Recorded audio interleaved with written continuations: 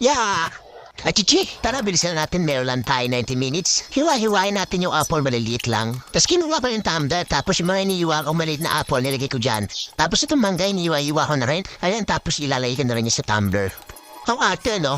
Tapos sumunod yung orange, ayun, pinagulong pa. Ayan, tatanggalin mo lang yung balat niyan, tapos yung pag-isa-isayin mo, silagay mo rin sa tumbler, okay? Tapos dito yung grapes, pumili ka lang ko ilang peraso, bahala ka na anong gusto mo. Oh, shoot mo nun. Kasi nilagay ko sa tumbler, tapos papastart ko na yan, o yan, o. Mistart na siya, di ba? O yan, likot-likot na. O, kailangan kalimutan ko yung yellow, sorry, pero lagay ko na rin yan. Ayan, sige, diretso, yan. O yun, dapat ganun lagi, ah.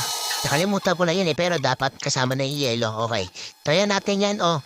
Yan, binuhos ko na. Nilagyan ko pa ng mga creamy na, Alaska. Oh, naku, mabilis na siya. Anak akong bulso, gustong-gusto niya yan, eh. Sige nga, tikman mo kung masarap. Wow, oh. Wow, sarap daw talaga. Ang galing niya, siya.